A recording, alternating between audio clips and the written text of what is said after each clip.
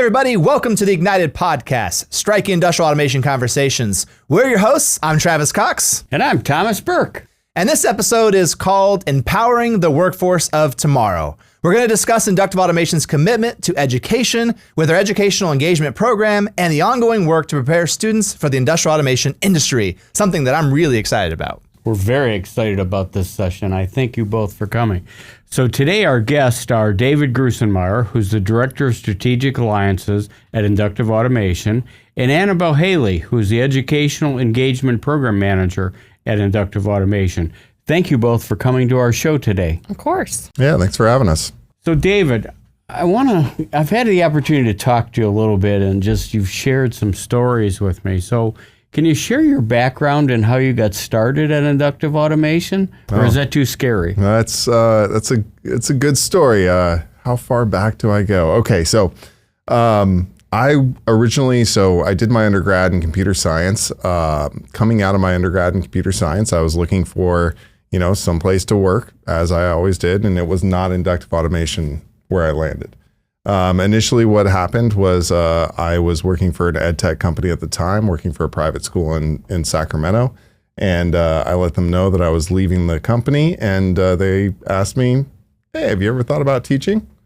And I enjoy teaching people. I enjoy tutoring. I enjoy working with groups of individuals and helping them understand concepts that maybe are slipping past them.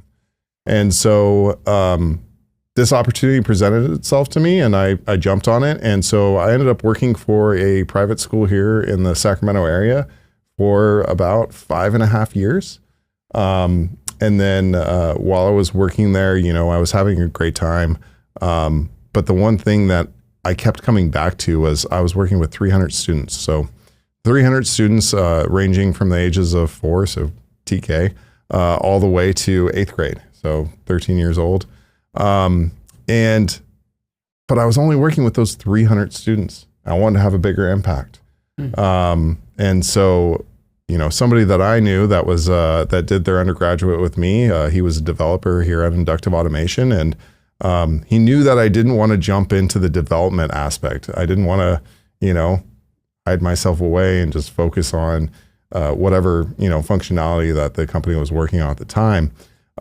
But he saw that they posted a position, our University Engagement Program Manager, and he sent it over to me and he asked, is this something that interests you? Wow. And I said, absolutely.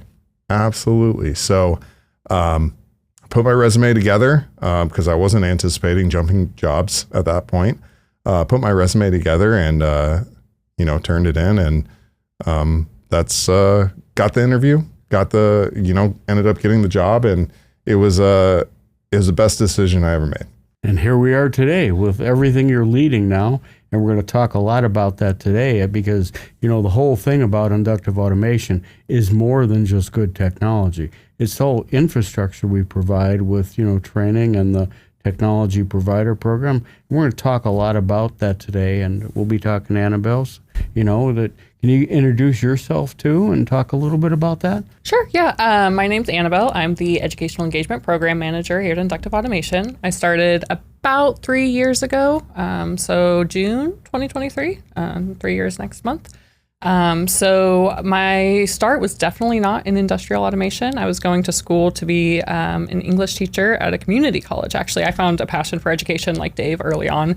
I was teaching at the Learning Center at the community college I was going to.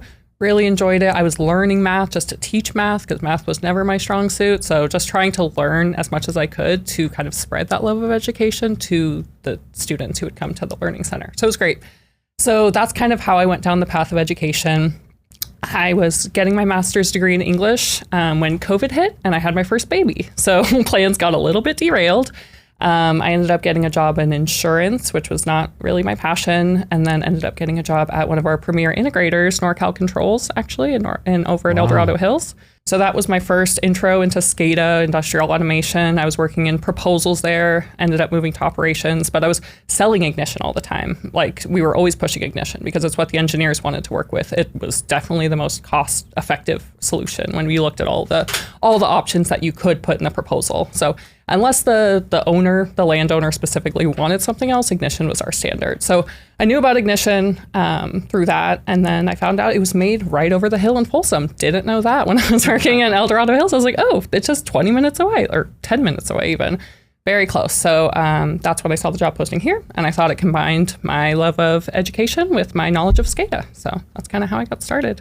Well, let's go back, Dave, to the start of the educational engagement program that we have here in Inductive, right? I mean, when you came on, we had a simple mission, which was we wanted to get the knowledge of ignition out there.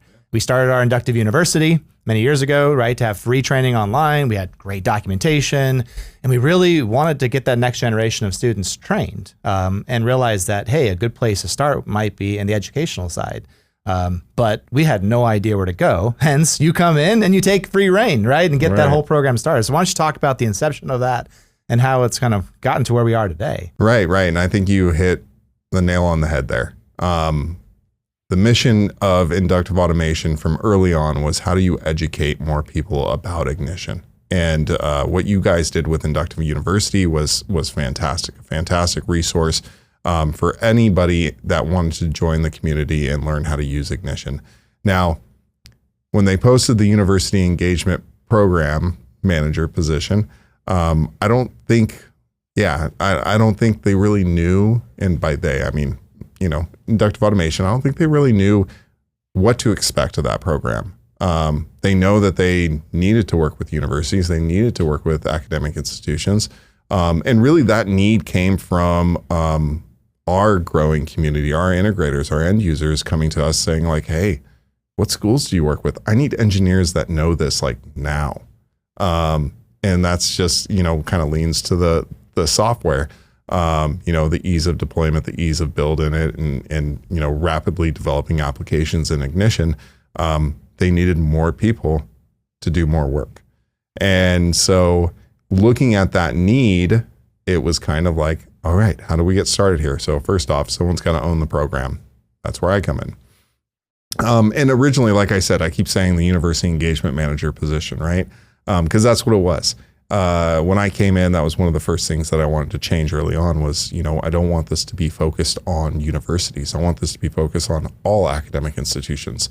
Any educational use case in where ignition is used as a vessel for knowledge transfer, I wanted to embrace that. So it could be a community college, it could be a trade school, a workforce upskilling program, any of those we needed to be a part of. And so coming in, very ambitious and kind of to my point earlier, right? Working with about 300 students, thinking like, oh, great, this is an opportunity to work and to influence the lives of thousands of students, potentially tens of thousands of students, right? This is a great opportunity. So I come in and I'm really anxious and excited. And so I'm like, all right, I'm going to make a list of schools and I'm going to attack it. I'm going to go after it. Well, cool story. Going to schools and saying, hey, I got this great industrial automation platform that I want to give to you for free and I want you to use it in your program. Most schools say, so what? And it's not because it's not a good tool. It's just because, when you look at it at the end of the day, what's their job? Their job is to train the students, to provide the students an education, to give them a skill set so they can go out there in industry and have a positive impact, hit the ground running. Ignition not being a name brand from 20 years ago. Yeah. That's a tough one to sell. And that's when I started working with a few select integrators in our integrator program. And those integrators provided an avenue that I didn't realize was there. So, the need of providing a pipeline for our integrators of a workforce that's trained and has the skill set, well, let's start working with them. They have a lot of connections with schools that we don't have connections with. And so that enabled me to get my foot in the door because they would go to those schools and say, hey, I hire your students. This is a skill set that they need. This is not a skill set that you teach. However, we have an opportunity here. We have a contact. We have a way to engage. I can provide you the software through Inductive University. There's resources out there, and it gave the program life and opened up a lot of doors. So I went from working with a handful of schools in the first couple months to, I think in the first 6 months, I was working with somewhere around 30 schools, and really kind of paved the way. It is kind of hard to get a university to accept something that's, brand new that they haven't heard of, and there wasn't really many programs around it. But when you work with integrators who are trying to educate them on just what the world of industrial automation is, and they're in there probably doing guest lecturing and various things, that's a perfect entry into it. And it's like perfect for us because one of the most important programs we have are integrators, right? And in terms of what they're doing. So I think that pivot really helped, grow, kind of expand. And what are these integrators doing, with these universities? Like what kind of training are they doing? What kind of, how they're mentoring students? What does that look like? Right. And so that's varying all over the place. That can be as simple as, hey, we attend their career fairs every year. And so we have engagement there. To your point that you mentioned just a little bit ago, guest lectures, workshops, varying levels, internships, and so being able to work with them at where they're at, to be able to provide ignition across the board, really empowered them to be more engaged. And, to that point, we also had integrators coming to us after we launched the program saying like, hey, you guys work with universities. Let me get a list of those schools. Yeah. It's not that I'm not going to give you a list. I'll give you a list. But the fact of the matter is you get out of it what you put into it. So if you just want a list and you want a cold call, you're going to hit the same roadblock that I hit. Yeah. But if you get the list and you realize, hey, this university is down the street from me, or this community college is down here, or this, upskilling program is right around the corner from me, we can be more engaged here. Then you provide yourself an avenue to put your company front and center at that school with those engagements, and really give students your brand recognition, as well as, cultivate that pipeline. Yeah. And just to tag on to that in terms of the integrator scope of work, oftentimes like the students don't necessarily want to learn how to like build and engineer an ignition. Maybe they're just going to be a technician or like working on the operator floor. So maybe the integrators might do some deployment work. So then the school can kind of hit the ground running. So there's a lot of different things that they could do. Yeah. So Annabelle, how many academic institutions do we work with nowadays? About 350. So worldwide too. So lots of different countries, realizing the power of ignition. We're seeing schools from all over, all different walks of life. Yeah, you shared a map recently, and you kind of showed the pins, just not just in the United States, but all over the world. And it's really incredible to see just the amount of connections that you've made and the impact you have. And I think it's really powerful, right? To be able to get the engineers, from college to be trained on this, on the tools and technologies that are out there today. Mm-hmm. And integrators are who better than to be the mentor, right? To kind of show them what they're, and then they're creating that talent pipeline for themselves, I just spoke to my first person from Kazakhstan the other day, which was great. A female engineer, also professor. She does both because that's oftentimes the case where the professor is also working in industry. And it's like, great, love it. Wow. What we're doing with all these academic institutions, we're taking and bridging the gap from the theoretical to the practical, giving the students the knowledge of, actually when they come out of school that they can be useful and do something versus just theoretical. But can you share with us, what are some of the academic institutions doing now with ignition? I mean, I know there must be a lot of projects and things going on, and how do we make that work, and how do we really help them so they don't do theoretical things, right? Right. So, Thomas, you touched on something there that I want to talk about real quick, and it's something that I saw when I did my undergraduate. So I did my undergraduate in computer science. I focused on information security and assurance. Looking at that degree after I was all done and said, that was one of the problems that I had. I had 3 years of theoretical understanding of programming languages and algorithms and databases. But when I actually got to my 4th year and I was asked to apply what I learned, I realized we were learning technology from, 20, 30 years ago. And while that technology, the foundations of that technology is still very, very apparent and very valuable. I found myself having to learn new programming languages and learn various other tools that I had never been exposed to. And so that's one thing that I really wanted to address with the educational engagement program, was that we're providing these students with the toolkit that is relevant and can be used immediately today, rather than, focused on things from, years ago that are legacy systems now, right? Archaic. While you're still going to encounter those. And I always encourage professors like, hey, we're not asking you to replace your systems, your curriculum with just Ignition, because that would be doing a disservice to your students as well. Your students have to they have to understand that there's all of these different solutions out there, and they're going to encounter those. And so it's important to have a broad skill set and really cover that. So you mentioned, that not only are, we'll get to the curriculum part of it that you talked about, but there's other ways that not every university is the same, right? In terms of how they want to leverage Ignition. I think, Annabelle, you were talking about that the other day. What are some of the different ways that they are using it? Yeah, there's so many exciting ones, especially. I love getting educational case studies, because then I can point students directly to it and see, look what the student group is doing, and look what this class is doing. It's very exciting. But some recent ones that come to mind, if you go online, you can see the Monash high-powered rocketry case study, where there's a high-powered rocketry team at Monash University in Melbourne, Australia, using it to monitor and control their operations for their rocket launches. They used it for a competition they did in the States last year and won some award. I don't know, they give out like 100 awards for those things. So they won one of the hundreds of awards. There's the Cyberforce competition that's held annually outside of Chicago, where students come and they do like a hackathon type competition where there's a red team attacking and a blue team defending, and they're using Ignition for that, sponsored by the Department of Energy.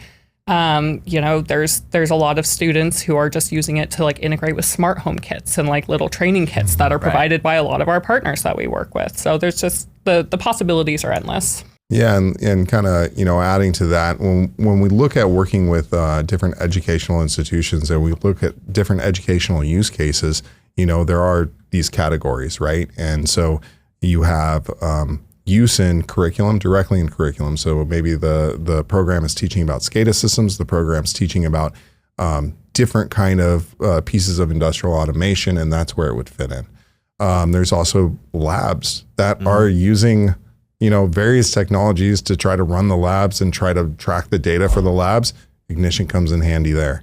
There's also, looking at research projects, looking at senior design and capstone projects, which has been pivotal for how we've been able to engage with different academic institutions, because sometimes a student is doing their own research and realizes Ignition's the tool that they need to be successful with their senior design or capstone class.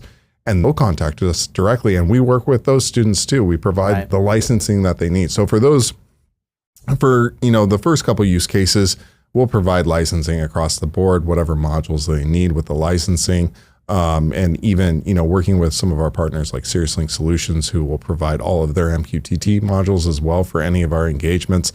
We'll do broad licensing for that, right?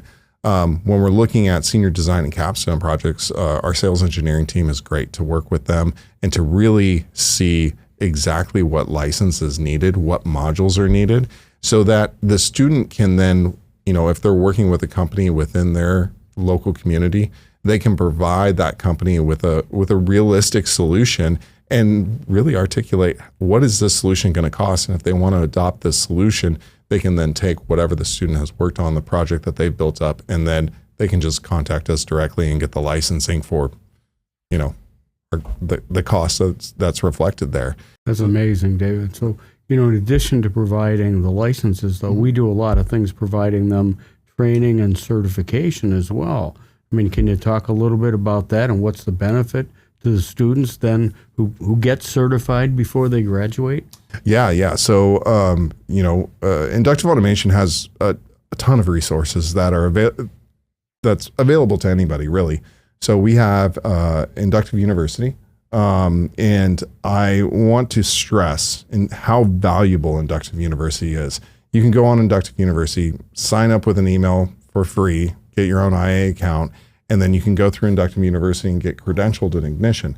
I'll tell you right now, from all the integrators I've talked to, if you are a student coming out of school and you have a resume and you have just that credential, that doesn't cost anything. And it's a level of our certification, but it's the easiest one to obtain. And it really teaches you the ins and outs of the product. If you have that credential on your resume, you're going to get an interview right away. Like, the integrators are all about it. I mean, I know a few integrator companies that, will provide a bonus if you have that done, because the first 2 weeks on the job, that's what you're doing. You're watching Inductive University So audience, videos. pay attention to what David's saying here.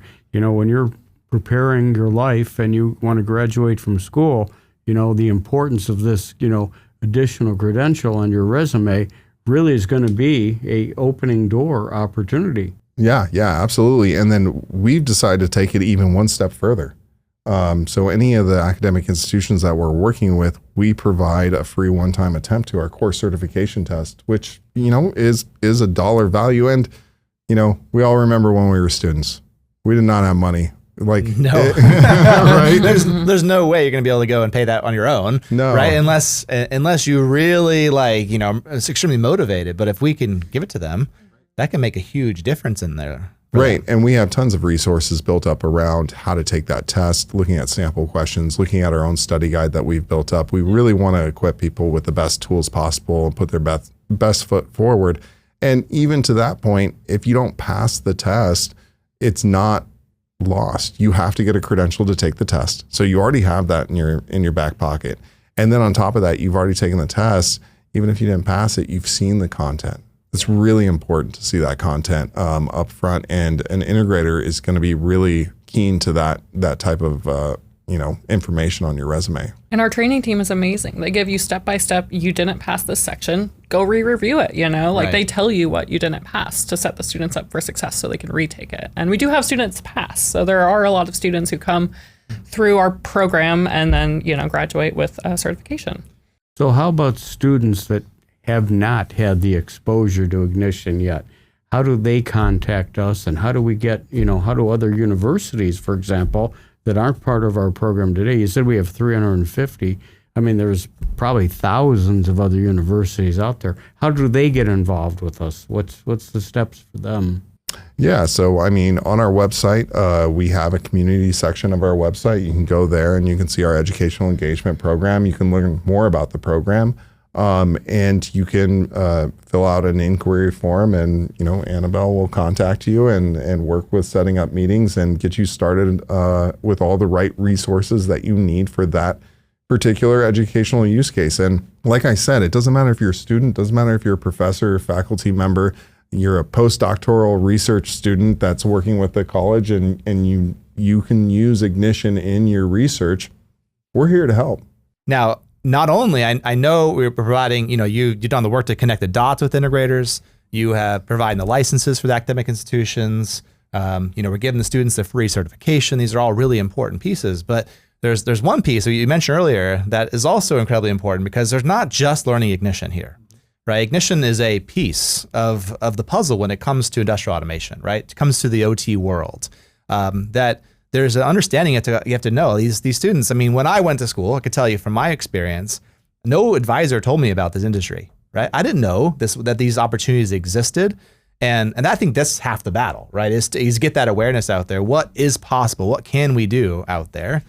But to understand this world's it's got all these different acronyms. Oh my gosh, I can list many of them. It's crazy. So, but what you guys done, I think, was pretty important in developing curriculum. Can you talk about the curriculum that you built that you also provide to these institutions? Giving a little bit more of my background, like I said, I did my undergrad in computer science. When I got hired at Inductive Automation, I was focused on a grad program. I was finishing my Master's of Education in Learning Design and Technology.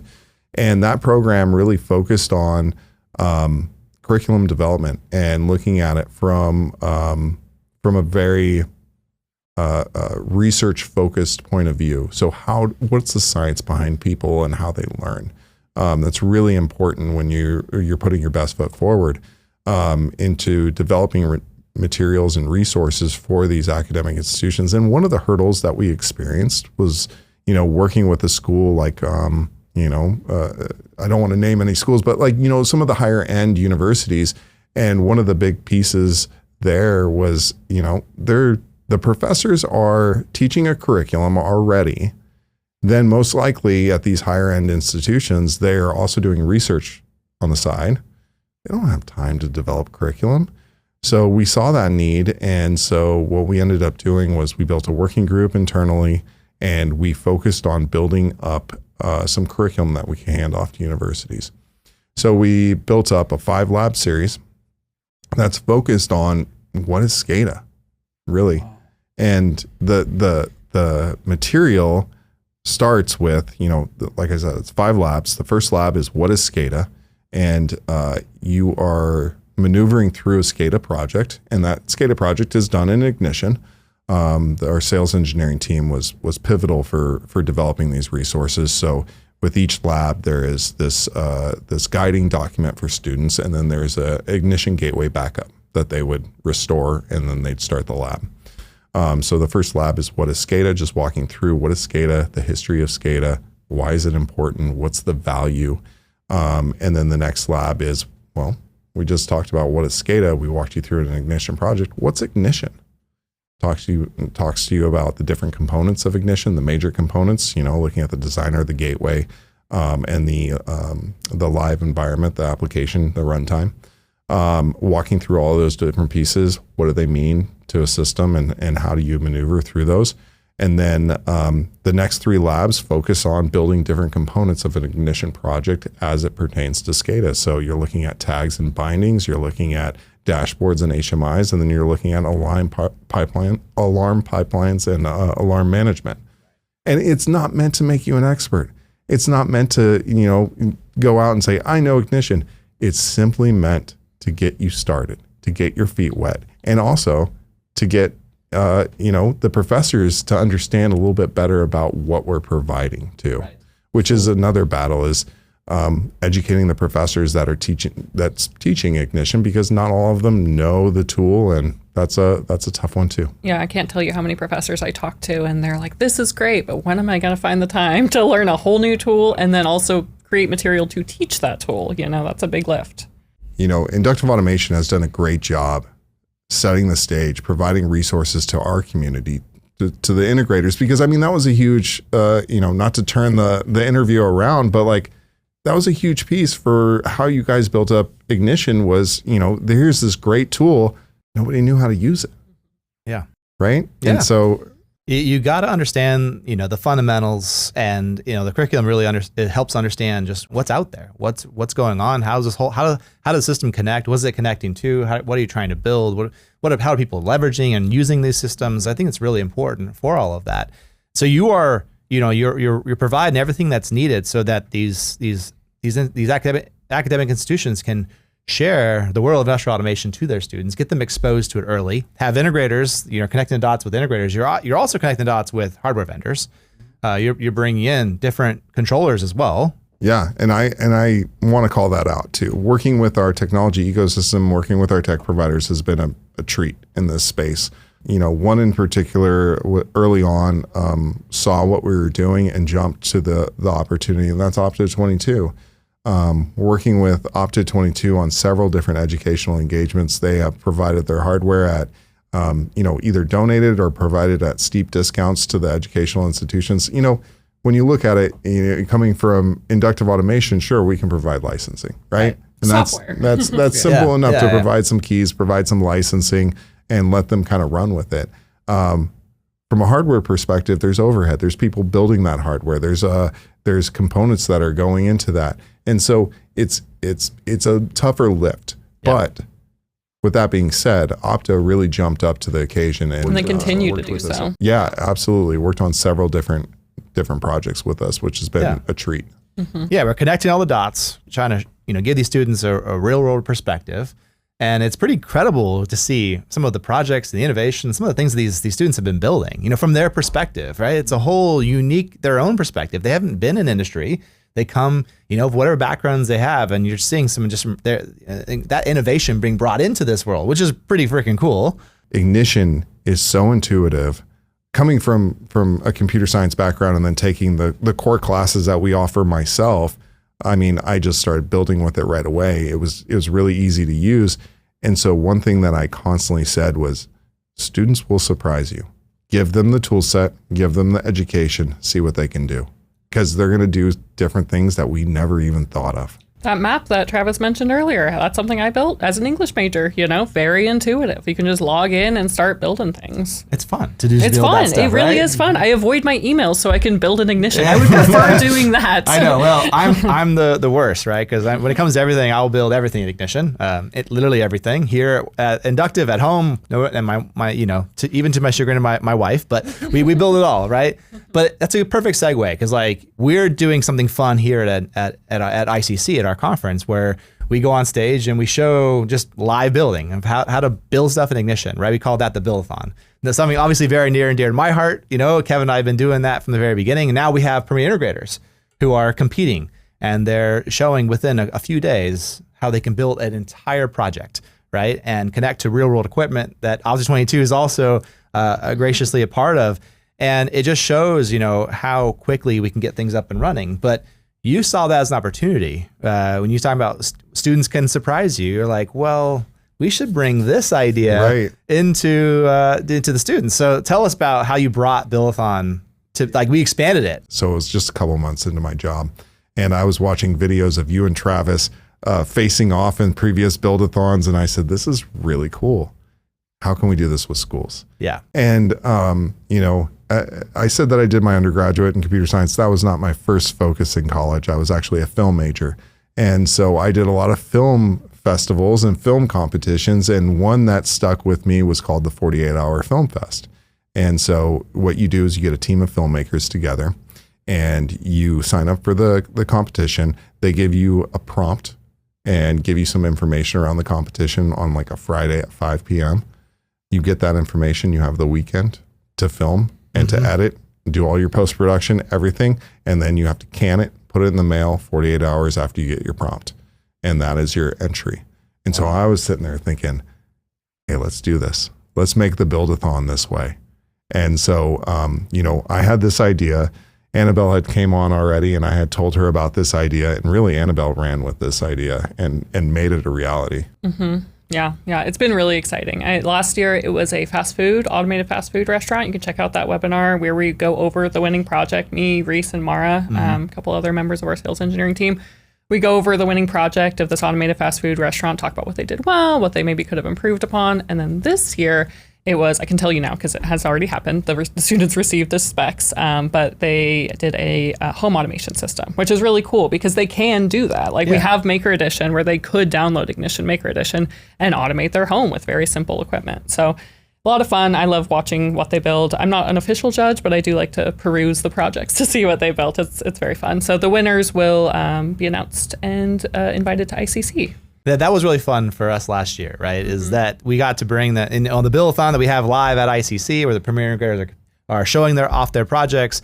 We got the students involved, right? The winning teams and the runner-up team, I think, were there and they were able to just be a part of that. And it's just it's a way to show just how fun automation is and building these kind of systems. And expose them to so many different industries they could work in, They come to ICC, they see automotive and food and beverage and it's like, oh my gosh, I know this tool. What do I want to do with it now? I talked to a couple of the students last year too, and they were just super energized.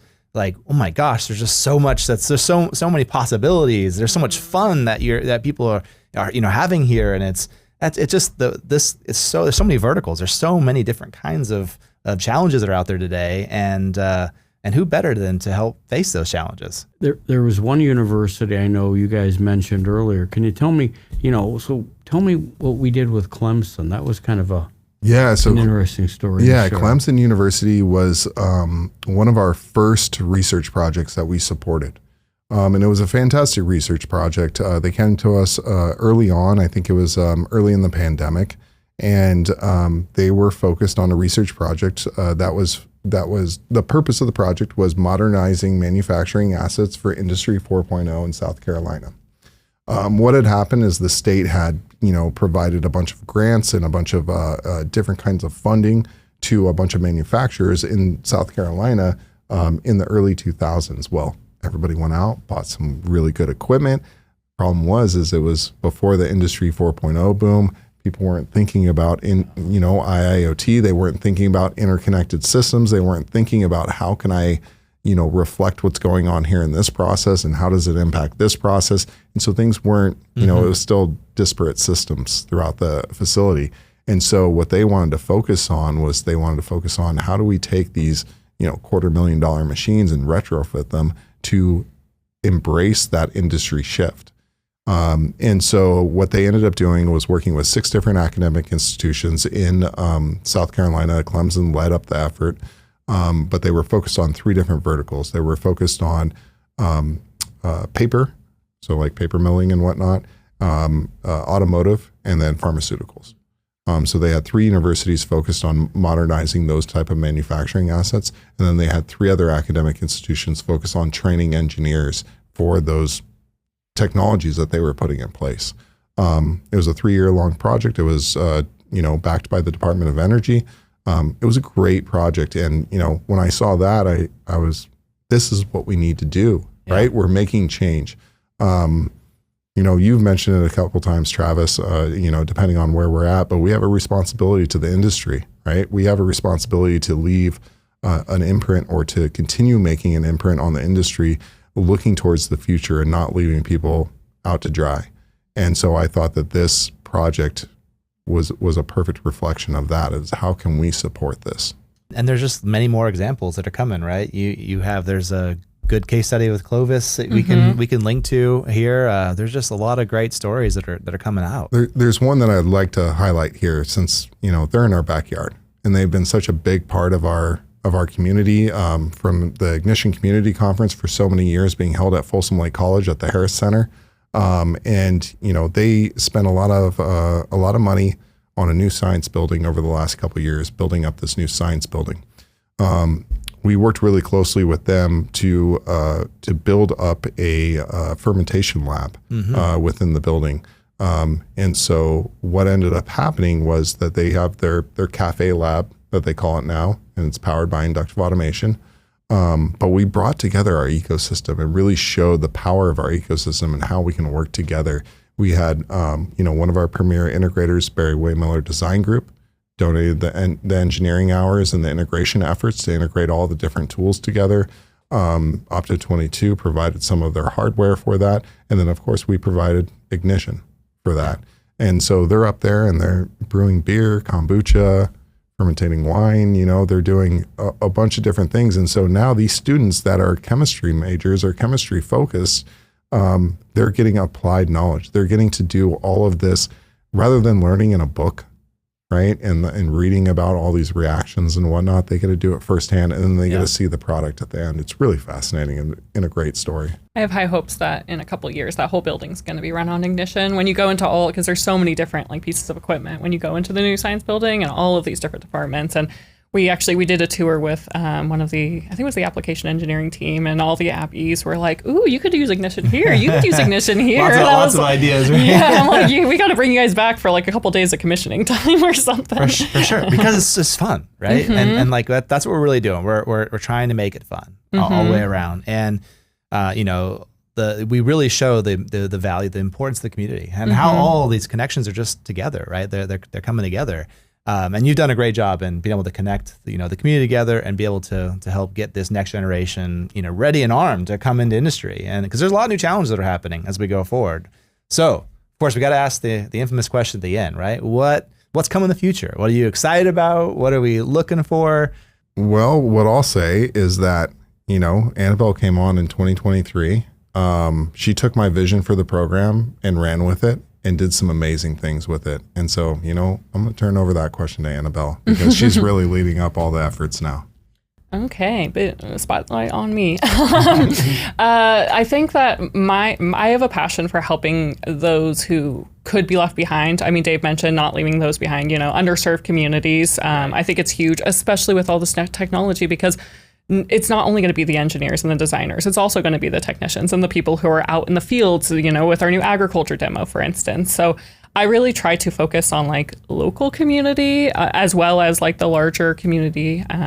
So I want to keep pushing ignition to those communities. We recently I recently went down to Modesto Junior College. We did a collaboration with IUTA down there. It's a nonprofit group, and they are teaching ignition to a cohort in Modesto Junior College for a couple years. They're doing that smart home integration as well. So they're bringing in those smart home kits and doing some integration. So just reaching out to those people who might not necessarily have the exposure to that otherwise.